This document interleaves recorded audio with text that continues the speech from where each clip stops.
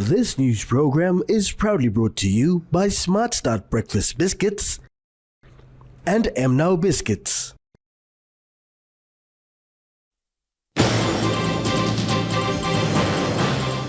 Pangu Party holds 27th convention today. Opposition leader resigns. And RTA CEO raises concerns on road accidents.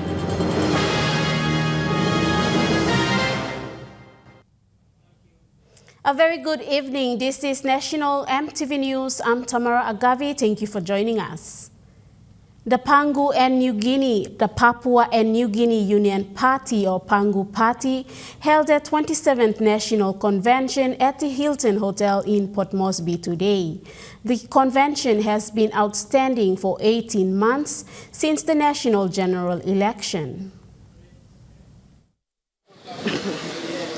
The members of the Pangu Party convened today in Port Moresby with 44 party executives from 21 provinces, including Bougainville. Attended the convention was also 15 council members. The Prime Minister James Marape announced the agendas discussed in their convention. And we, in this convention, we are discussing serious matters. We are relooking at the party constitution. We're looking at how leaderships are elected in the party, both the parliamentary leadership as well as the non-parliamentary leadership.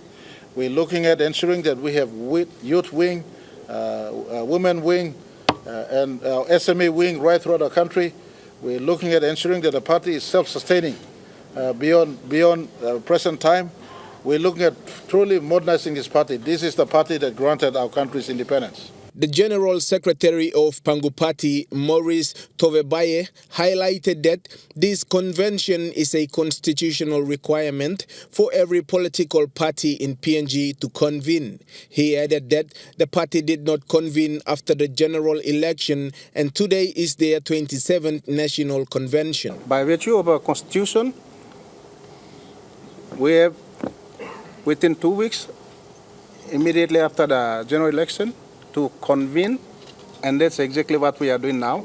And it's got nothing to do with the vote of no confidence coming up. Pangu is in full, both parliamentary win 52 and a non-parliamentary win in this convention. The president of Pangu Party, Madam Erigeri Singin, also appealed to all the parliamentary wing and non-parliamentary wing to work together with their provincial executives and Pangu National Council for the party to move forward.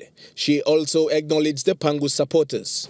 I want to just thank our Pangu supporters, our Pangu members wherever they are, our mothers and children. We are together here, non-parliamentary and parliament members, Pangu. We are all together here, and I want them to know that. Prime Minister James Marape pointed out that the structure of the party needs to be in place to ensure that the party's efficiency is maintained.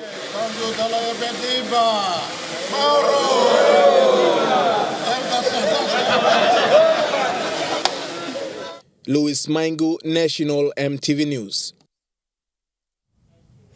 The Pangu-led government stands at a solid 54 members following the announcement of the 2 members in the Highlands region joining the Pangu Party at the 27th National Convention held in Port Moresby today.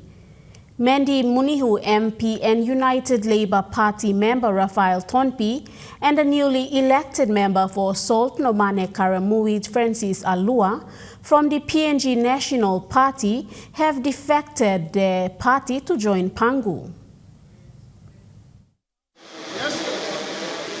Over the last few weeks since the 10th January event, we have witnessed a number of leaders defecting from the current government and anticipate the date permissible for the vote of no confidence that is 2 days away.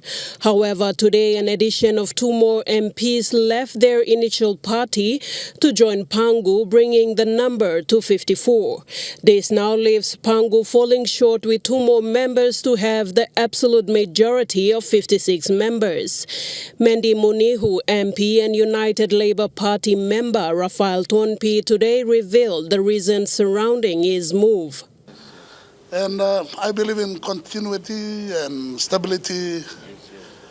I just want to make sure I want to see a government that runs into 5 years. After 5 years, we can evaluate, we can make the judgment whether this government is good or bad. So that's why I'm here to work with the Pangu-led government. I'm happy to join the team. Thank you, Pangu family, for opening up. Adding on, the newly elected member for Salt Nomane Karamui, Francis Alu, originating from the PNG National Party, explained his movement to the government, highlighting that it was in the best interest of his people. The good Prime Minister said I made this on my own volition to join the party. I thought it was in the best interest of my people. The two leaders have both highlighted that they were left with no choice when the two-party leaders, Sam Basil Jr. and Keranga Kua, shift to the opposition side. In the meantime, Pangu Party leader and Prime Minister James Marape acknowledged the two leaders for the decision, stating that these were decisions they both have made on their own with zero influence from the party or the government. Adding to that, Deputy Prime Minister John Rosso, while welcoming the two leaders, spoke on the importance of stability that pushes leaders to shift. On their own free will, seeing stability as the biggest thing that we need to face as a nation moving forward. So, on them, let me thank you through press and media and all the managers. Southern Islands Governor William Powie reiterated on the significance of stability. Comfort to the greater Papua New Guinea and the country, including the general public out there. So that gives us hope, and I want to thank the two leaders who are here, who believe in that greater hope and stability, peace and progress for this country. And I welcome you and thank you. Meanwhile, Pangu remained intact with 54 members, with Popondetta MP and member of Green Party Richard Masere set to depart from his party and join Pangu in the coming days. Sharon Engnui, National Emtv News.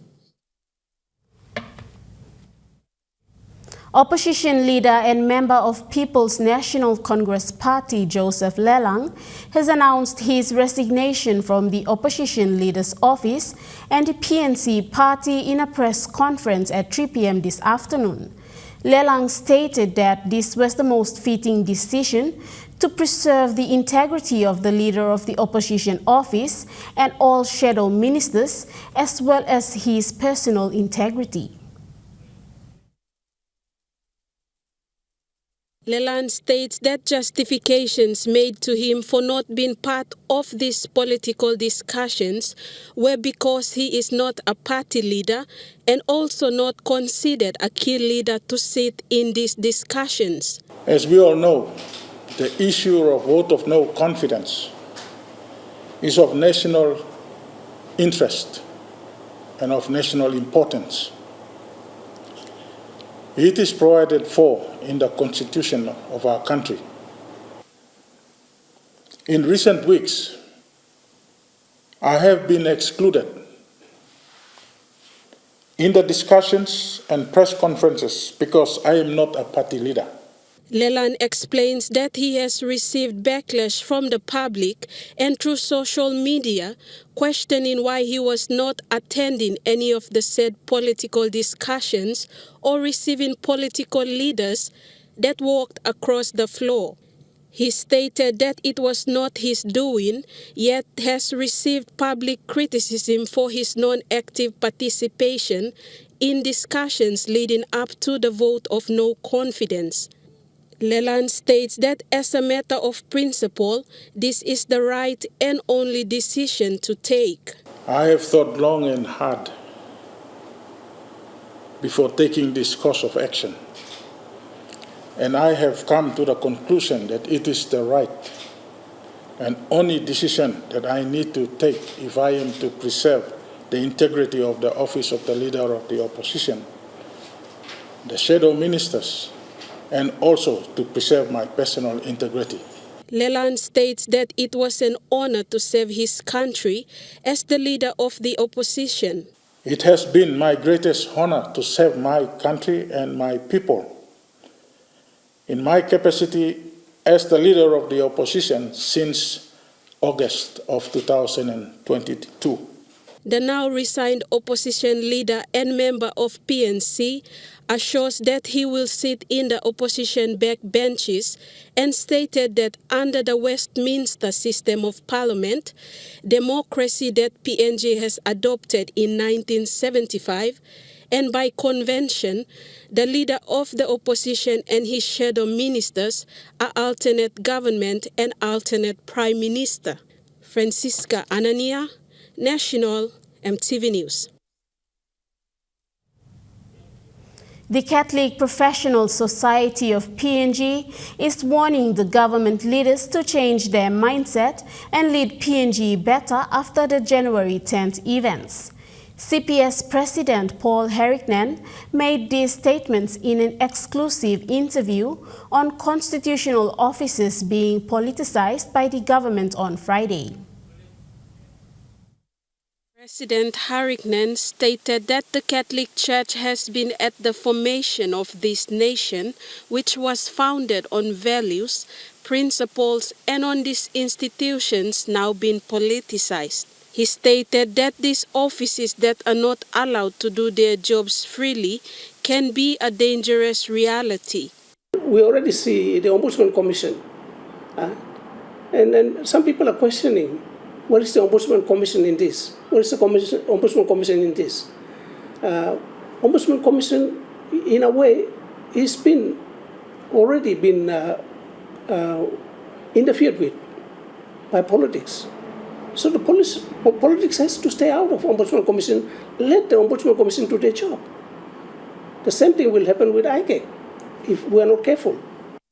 Mr. Herricknen is urging leaders of the day to face the reality that their people are affected, whether it is economically or in law and order, and need attention and approach.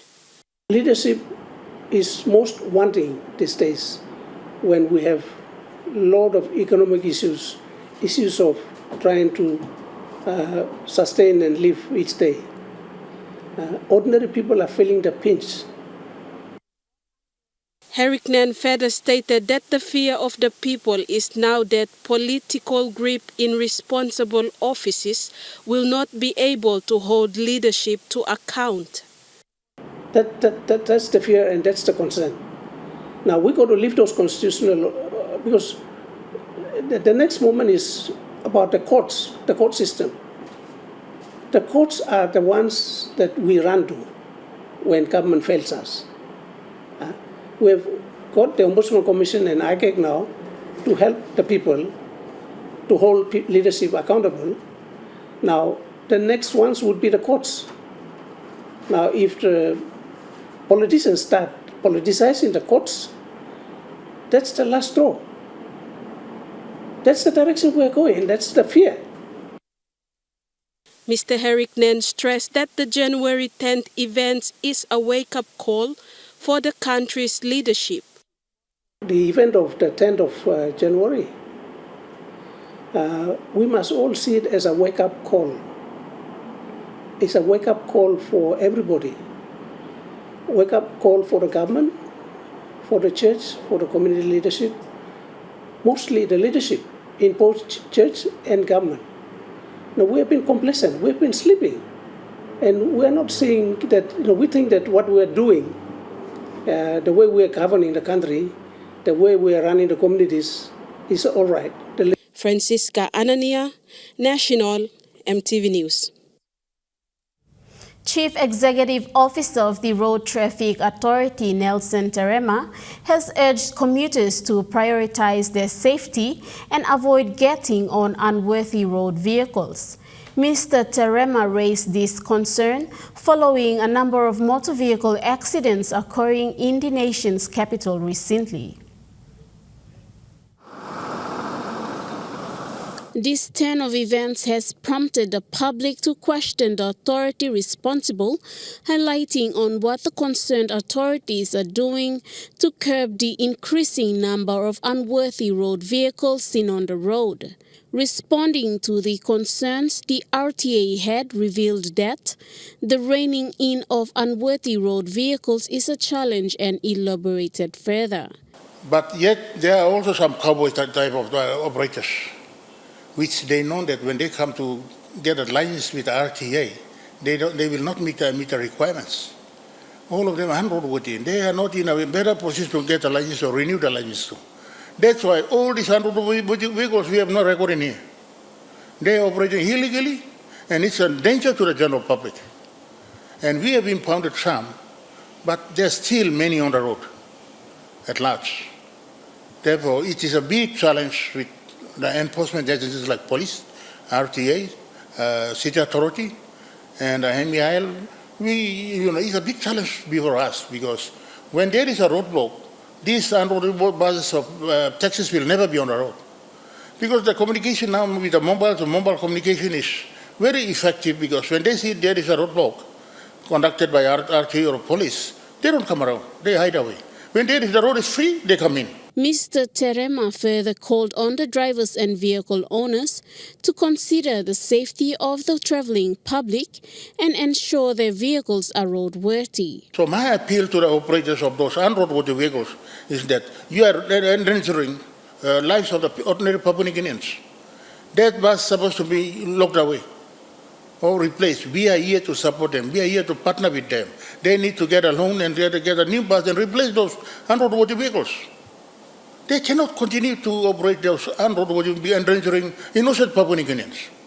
It is already happening. A lot of road accidents caused by unroadworthy buses and taxis. Mr. Terema made a call to the commuters to prioritize their safety and avoid hopping on vehicles that should not be operating on the public roads. The public need to see that the vehicle is unroadworthy beyond repair.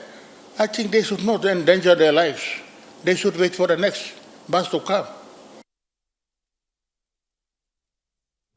National Emtv News continues after the break. Stay with us.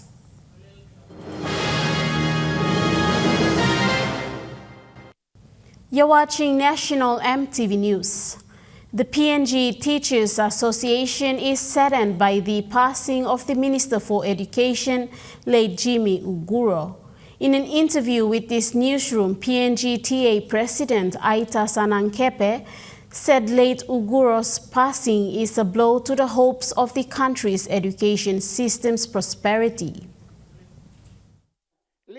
Sanankepe highlighted that late Uguro has been a vocal minister in addressing issues affecting teachers in the country and had a close working relationship with PNG-TA. He said late Uguro has proved to be one of the best education ministers who acknowledged and praised PNG-TA for their effort in negotiating the 3% pay increment for teachers nationwide. As the education minister, he had already gained a special place in the hearts of his colleges, ministers, members of parliament, our teachers, parents, students, education department, teaching service commission, PNGTA, and stakeholders. Late Uguro was a teacher by profession before becoming a politician and minister for education. He was known for his strong work ethic and belief in educating the next generation of Papua New Guineans to take PNG forward. According to Sanankepe,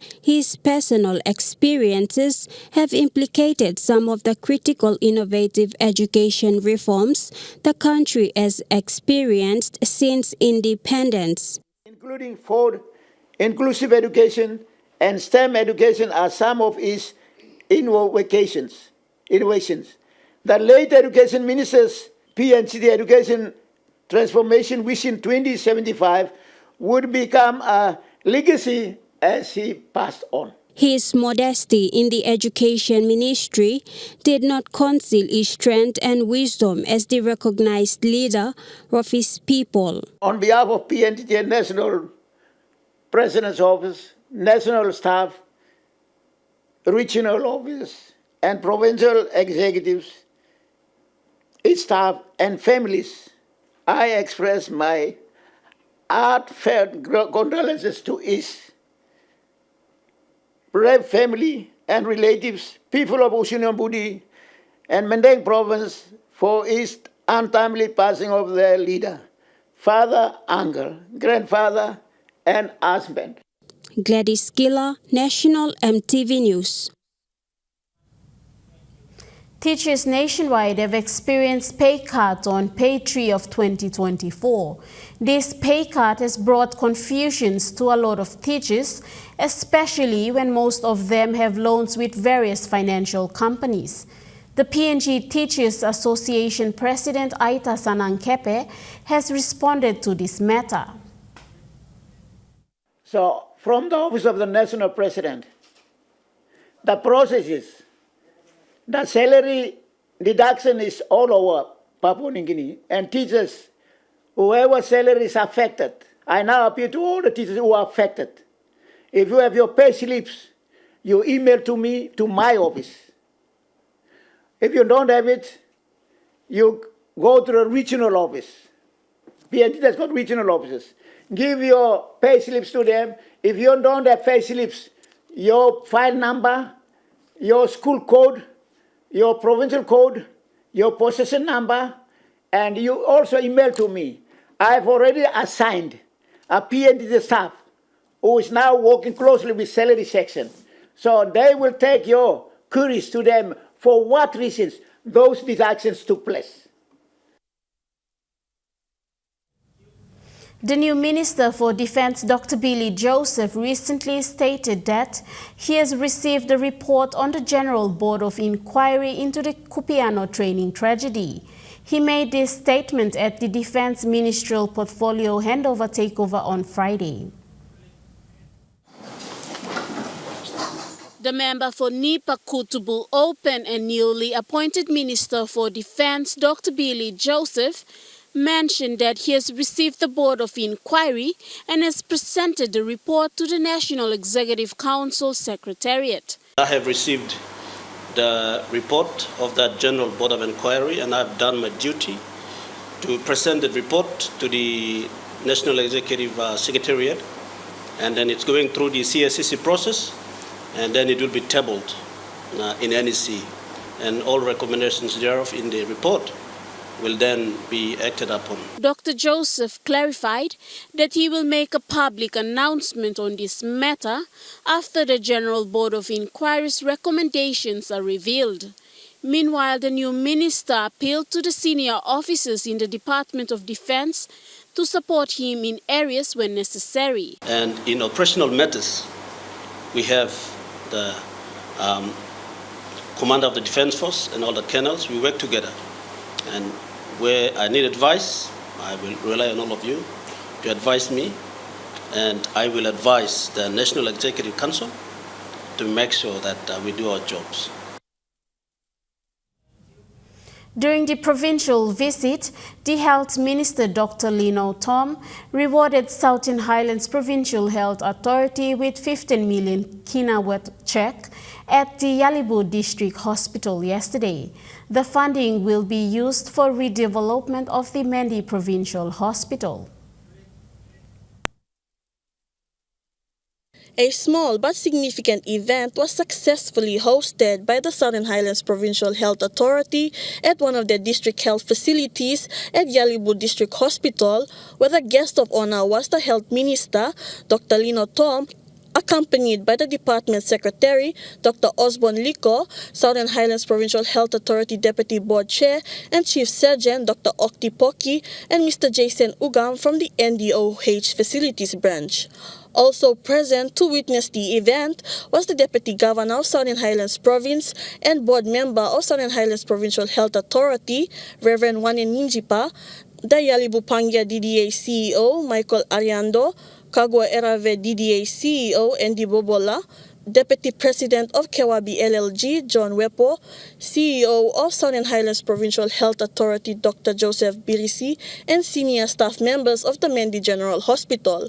Dr. Birisi acknowledged the guests and everyone present at the ceremony and thanked the health minister for presenting the 50 million kina under the leadership of the Marape Rosso government. An MOU was also signed by Dr. Birisi and Dr. Liko to mark the event. The health minister reciprocated by endorsing what the speakers mentioned at the event.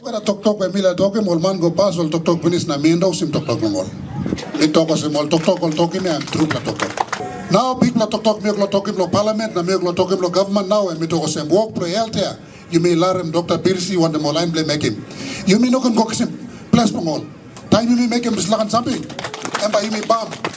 Now money na kisim service. Dr. Birisi said it was timely and the money will be fully used for the intended purpose of delivering the much-needed services to the people of Southern Highlands. Dr. Birisi also thanked the health minister and his secretary for delivering the check in person. Claire Mauta, National Emtv News. A new water supply system introduced by Water PNG Limited is finally here. Known as water farming, this system will enable non-revenue areas such as settlements and villages to elevate to revenue areas. This system will enable communities to use a single water meter and their bills will be paid through their community leaders. The purpose of introducing this system is to allow constant water supply into settlements and villages. General Manager, Government and Community Relations for Water PNG Limited, Hong Kiap, revealed that the current water supply system installed in settlements and villages do not allow water to run constantly because they do not pay their bills. Hence, water supply comes at a certain time. However, the water farm system will enable water to flow uninterruptedly as long as every household in the community pay for the amount of water they use. Water is very, very cheap. Water is cheap, and if you have a meter, it will be more cheaper than you buying water on the street. You are buying a 20-liter cherry can with 5 cannon. But if you have a meter, you will get 1,000 liters of water with only 1 can of 50 toya. But at the village rate, you will have 1,000 liters paid for only 1 can. And that is how cheap water is, and we don't realize it. Mr. Kiap said such project is a first of its kind and Water PNG Limited will roll out similar projects to other non-revenue areas in the nation's capital if this pilot project is successful. The launching of the water farming project took place last Friday at Mirigini community in Hanuabada village in the nation's capital. According to Kiap, work on this project will commence tomorrow, Monday, the 12th of February 2024. Gladys Killa, National Emtv News. National Emtv News continues after the break. Stay with us.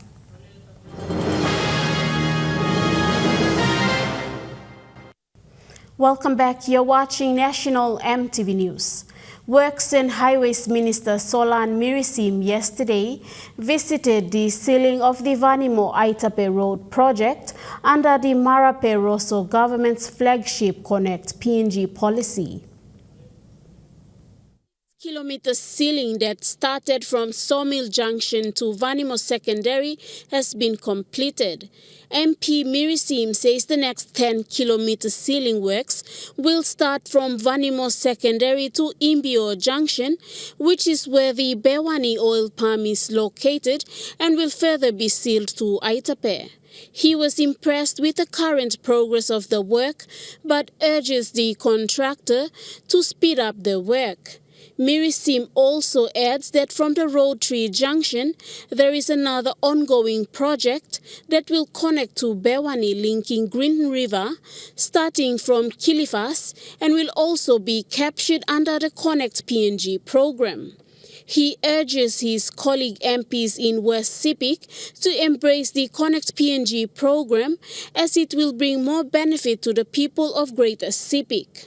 MP Mirisim also welcomes the Governor for West Sepik, Honorable Tony Wowo, back to the government ranks, stating that stability in government is key to stable and effective service delivery. The local level government of Central New Ireland in the Namatanai district of New Ireland province presented their Konos East-West Corridor Urban Development Plan to the provincial government during the week. The plan is to redevelop the Konos station into a township that is seeking 16.7 million kina funding for the redevelopment. Level government President Benjamin Sakpao and manager Gabriel Colma and the landowners met with the first secretary to the governor Robin Brown and the clerk of assembly Awa Ure to present the submission of the plan before the provincial executive council for endorsement, which is expected in its next sitting in March. President Sakpao understood there is growing interest from businesses and investors to set up at Konos. However, complex ownerships of alienated customary land space have been an issue for expansion that he thanked the landowners and clans who have voluntarily offered land for expansion of the Konos township. Mr. Brown reiterated that the plan falls in line with the government's vision to have Konos a third district in New Ireland, given that Konos is a corridor to the mid-region of Central New Ireland. Thus, the expansion of the station into a township will bring economic and social benefit to East and West Coast Central New Ireland and outlying islands of Simberi, Tatao, Tabar, including Lihil. Claire Mauta, National Emtv News. Rural electrification project is set to kick off in Western Highlands province. All needed equipment arrived in Mount Hagen on Thursday and reached Queen's Park yesterday morning. The equipment cost the Western Highlands provincial government a total of 10 million kina. Provincial Administrator Joseph Mangbil says this rural electrification will continue on in the next 5 years. Mangbil says one of the priority areas for Western Islands provincial government is electricity. Protocol Officer for Governor Rapa, Solomon Kiap, says among the many projects that they have implemented in the province, rural electrification is one of them. Rural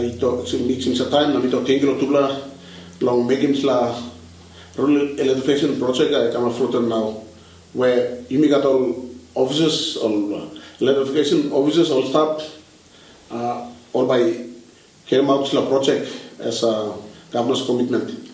He says they have waited for the equipment since last year. Kiap thanked Governor Rapa and Mangbil for the initiative to look at people's need and providing such essential services. The funding for the equipment for the project comes under the budget for 2023. Project coordinator for the rural electrification in the province, Martin Parando, said he has been waiting for this equipment to start off the first project in Tambul.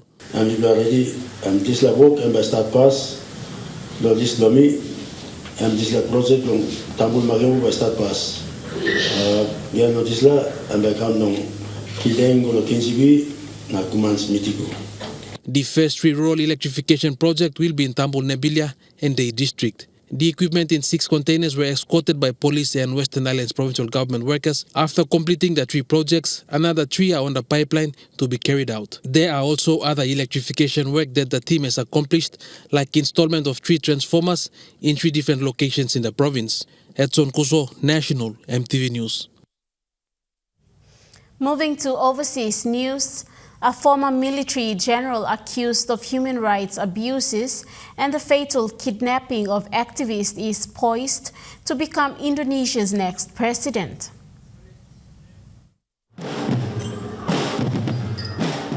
On a hot afternoon in the city of Semarang, Prabowo Subianto is working the crowds. No stranger to election rallies across this archipelago nation, Prabowo, as he's known, is in his 4th straight campaign. Almost every poll says that we're going to win in one round. But let's not be careless. Let's not be complacent. This time around, he's reinvented himself to tone down the strongman image that failed to propel him to victory in past elections. Political elites in Jakarta often scold me for being rude when I talk. I'm a former soldier. This is just the way I am. I don't do sweet talk. I don't talk in circles. Straight talking, which seems to have won the support of many young voters this time around. Prabowo is firm, honest, wise. Prabowo is extraordinary. He has diligently and consistently run for president, despite having failed a few times. Many weren't even born during the most infamous period of Prabowo Subianto's past. In 1998, as the regime of Indonesia's autocratic leader Suharto was crumbling, the special forces, then under Prabowo's command, kidnapped and tortured 22 activists. 9 survived and returned. 13 were never seen again. A 6-year-old girl who went missing in Gaza City last month has been found dead along with several other relatives and 2 paramedics who tried to save her.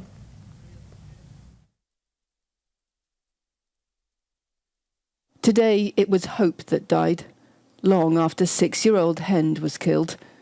She survived the gunfire that killed her uncle, aunt and cousins as they fled Gaza City in the family car. Her calls with the emergency services as she hid among the bodies of her relatives in sight of Israeli tanks sparked a campaign to find her.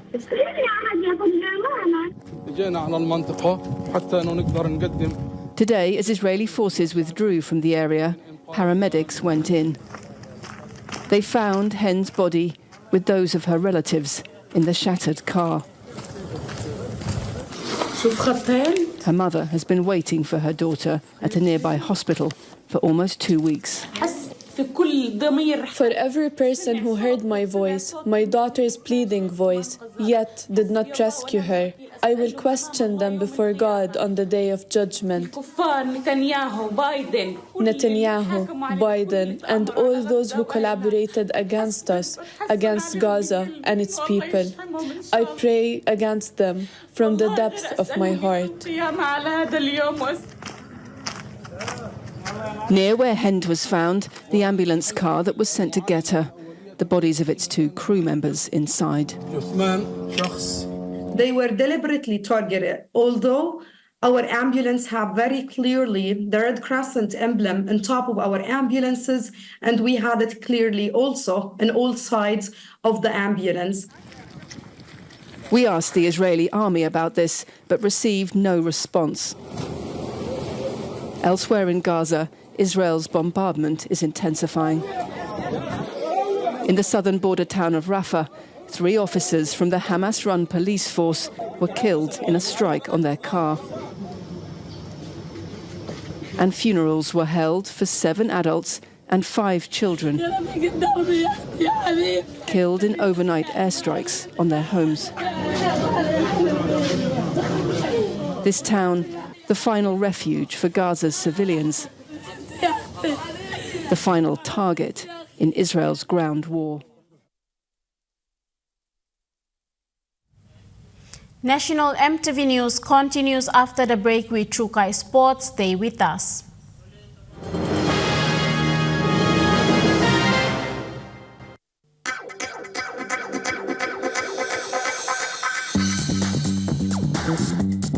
Trukai Sports.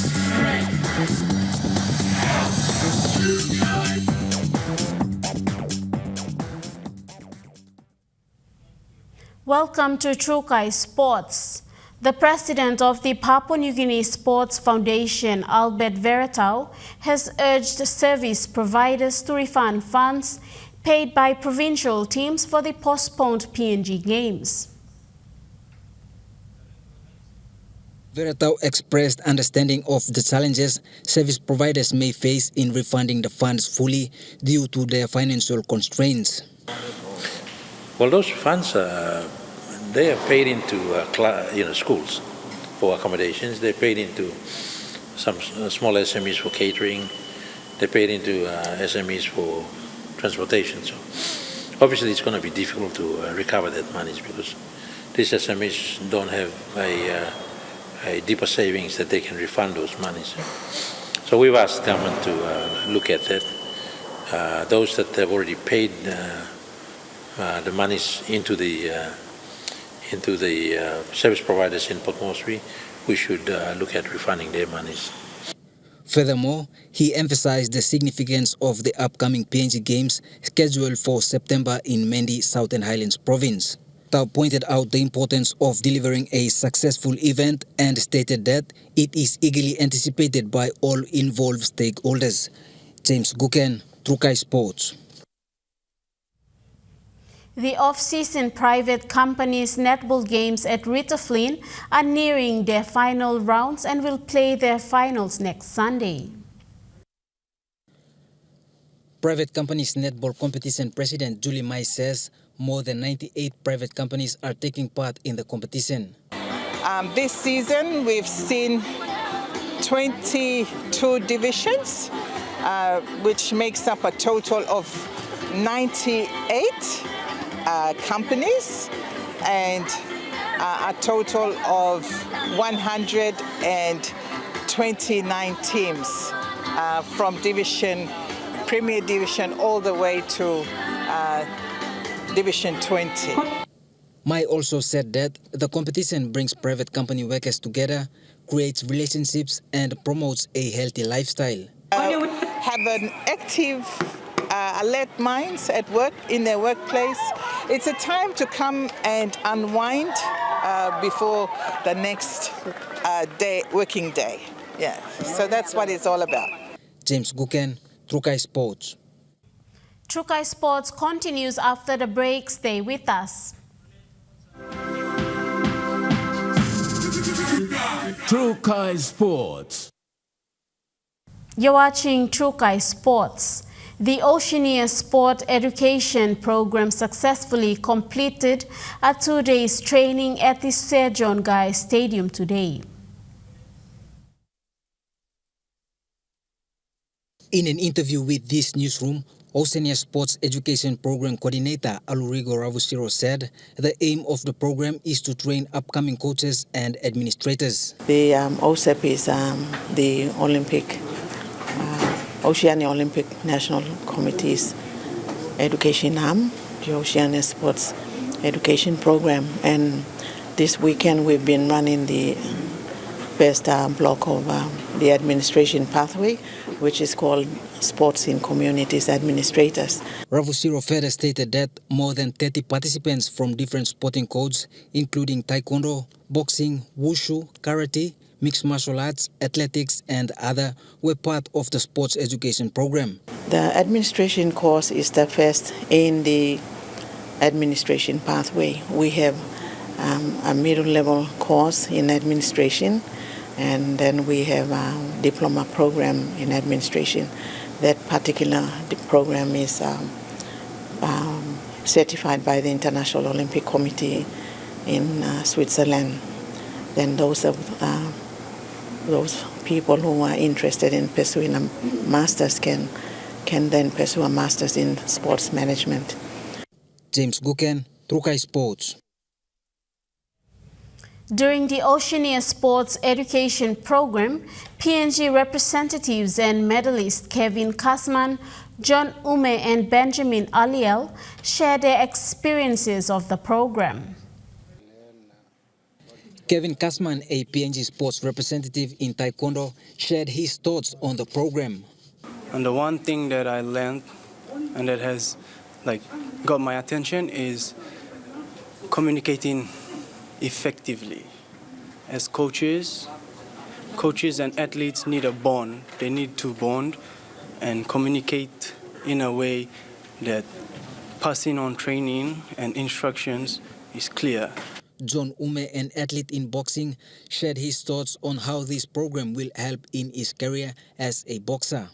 So me transition me from athlete me lago come as a coach and meeting the come up. So I'm come exploring career blooming go. Benjamin Eliel in athletics said the program is vital for every athlete in the country who is thinking of furthering their career as sports coaches and administrators. Really excited to be part of.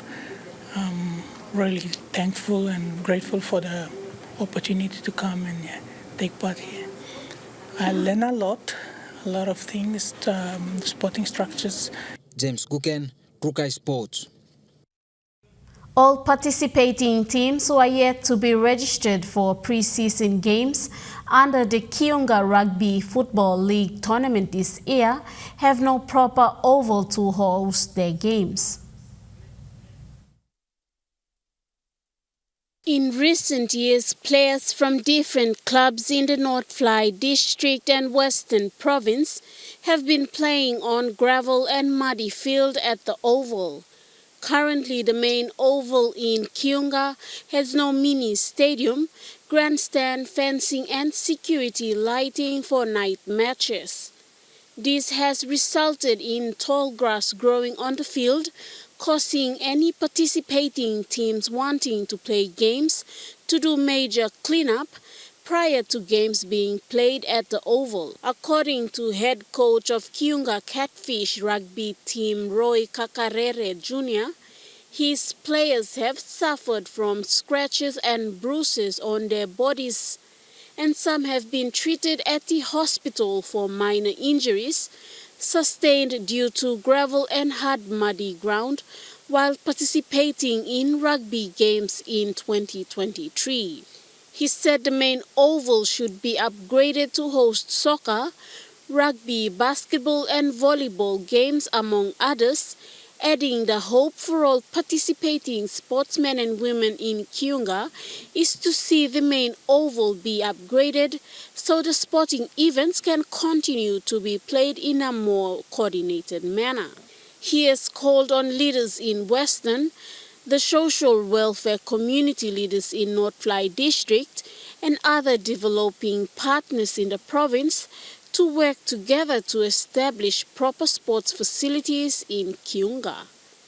Mr. Kakare Jr. has also made an appeal for sponsors for the pre-season games next month for the Kiunga Catfish team to host its rugby tournament. That ends Trukai Sports. The Money Plus weather report is next. Stay with us. Trukai Sports.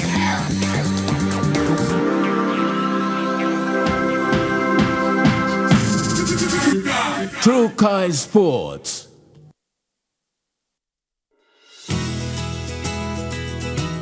This weather update is proudly brought to you by MoneyPlus, with you always. The weather forecast for the next 24 hours. Southern region, Port Moresby City, partly cloudy with few showers and drizzles. Daru, partly cloudy with brief showers. Kerema, partly cloudy with brief showers. Alotau, partly cloudy with brief showers. And Popondetta, some rain showers and possible thunderstorms.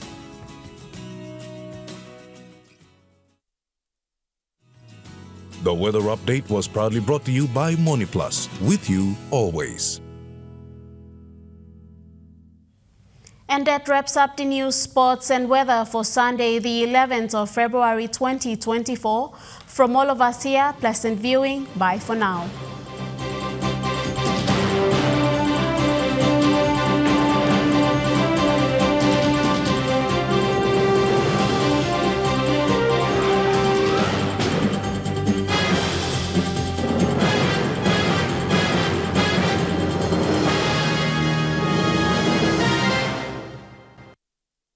This news program was proudly brought to you by Smart Start Breakfast Biscuits and Gold Nuggets.